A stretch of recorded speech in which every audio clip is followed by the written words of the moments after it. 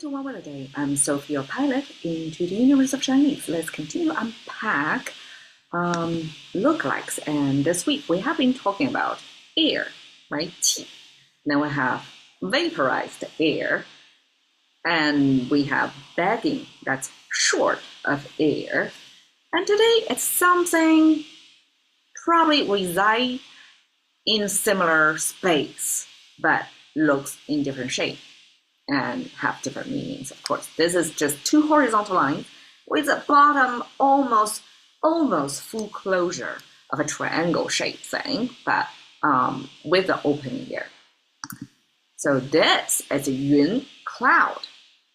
Compared with like a tornado looking air, yun probably is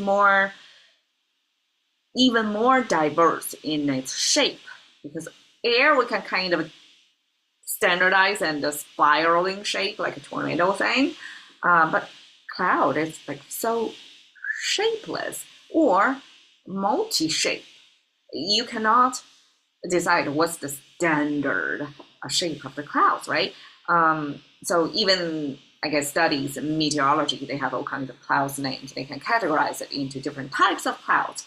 But we can all agree that we can simply stare at clouds and come up with all kinds of stories because they play out across the sky in all kinds of shapes. And traditional, we have yu, which is the rain attached on top of the cloud. And that way we kind of almost like make it clear that cloud is nothing but unfallen rain. And cloud and rain are closely associated with each other. I guess ancient times people can figure this out already. It took me some time to figure out when I go up in the mountains and it seems like I'm in a fog in the cloud. And when it's too dense and then it becomes rainy, right? And so this phenomenon probably was observable in ancient times too. So some people attach the rain symbol on top of a cloud. And you can see that both of them have this horizontal line in there. To me, that symbolizes the top, the upper bound of our existence. And then in the rain symbol, we have this big arch. That means the space underneath the sky almost, right? And then there is this down, something is fallen. So it's like a sky is fallen in liquid form in this droplets. So that's the depiction of natural phenomenon raining. Versus yun, we have this sky there, but it's not like a sky falling down. It's still floating up there. And then we have this bigger horizontal line, which is lower visually than the upper bound. It's somewhere between what our eyes can exhaust, the limit of the sky, right? That this blue color background, then something on there, still floating up there, underneath that upper bound. So it's lower than that, and then comes in all kinds of shapes, and that all kinds of shapes is hard to draw out and hard to standardize. So the language end up give them this squiggly. It's not boxy, it's triangle. So triangle almost like visually symbolized. It's not stable, it's not symmetrical, right? Almost like make it intentionally asymmetrical. And you look at 2,000 years ago, they have the rain is kind of similar versus the yun. They make it symmetrical. It's like something dropped underneath the sky, this layer, and kind of dropping down and kind of big circle thing. Okay, I feel like this is one of the many versions of rendering what that cloud may look like. It's something floating underneath the sky. Okay, 云山雾罩. We have a yun and we have a wu. Cloud wu means fog. Fog simply is not as dense as the rain, so it's still floating around. And we have Yunshan means the mountains are covered under the cloud. And 雾罩，罩 means shrouded or covered, right? By fogs. Even if we have the structure of cloud, mountain, fog cover in this language sequence, but in my mind, I kind of resequence it and paint the picture of the mountain with the clouds floating around. Okay, so cloud simply is when you look afar, is cloud. When you get into the mountain, the cloud turn into fog, right? And Chinese pair that together to tell you, okay, this mountain is covered by the cloud or fog. It depends on where you see it. And 罩 is discovering. So it can be cloud or fog covering the mountain. Okay. 行云流水. 行 means traveling, means walking, like at the pace of walking.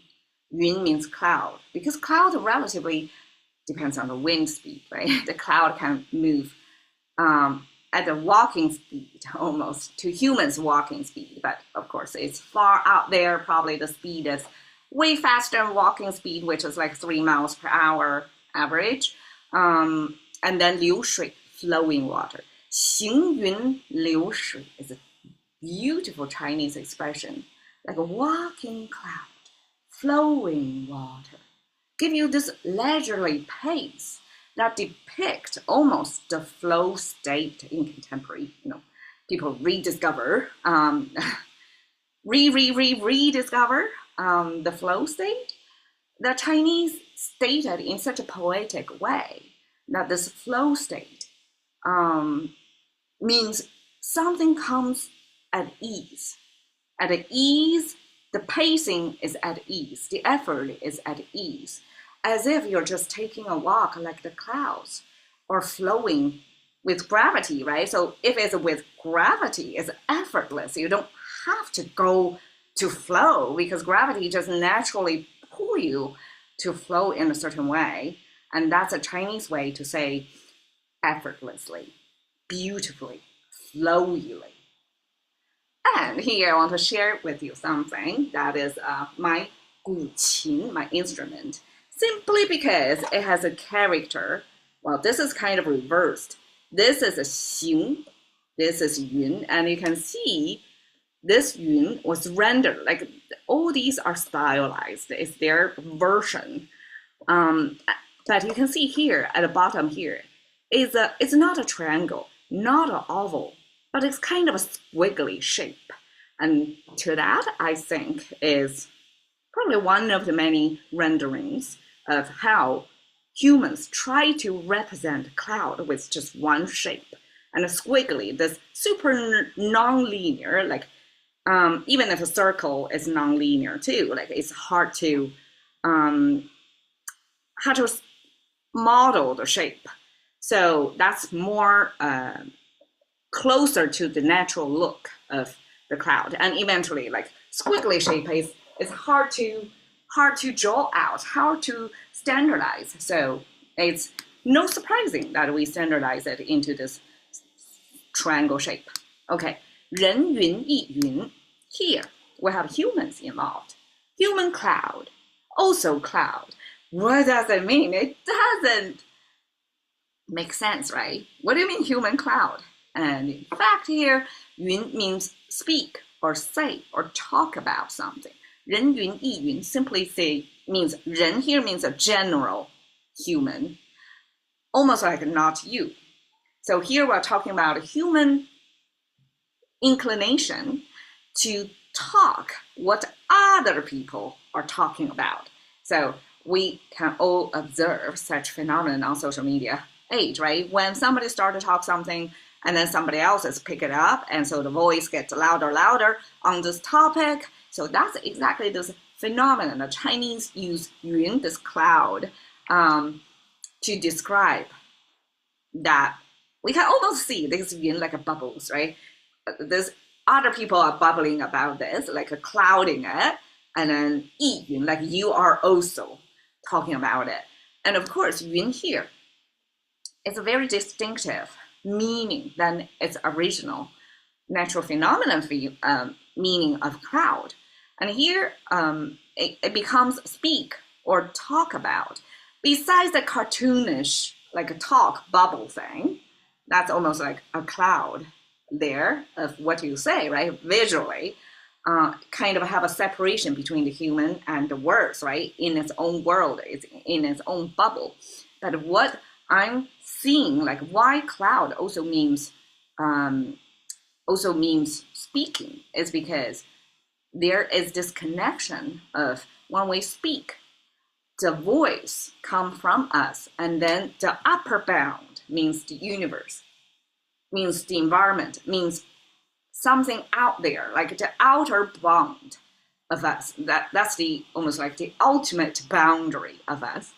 And then this yun, this cloud, this a floating thing, almost like from us sending upward to the universe. So Chinese have this a strong sense of speaking. Speaking is not just your local phenomenon. It's not just you quietly speaking or even raise your voice, human to human speaking. This is about a human, our voice sending out to the cloud, or the cloud be the media, be the carrier, be the messenger, carry our message from here, the ground level, all the way to the outer boundary of our existence. And I think that's super well, and that gave us speaking, the act of speaking, and even our existence into frame it into a higher meaning. Like we're not just speaking, we are sending our word cloud up above.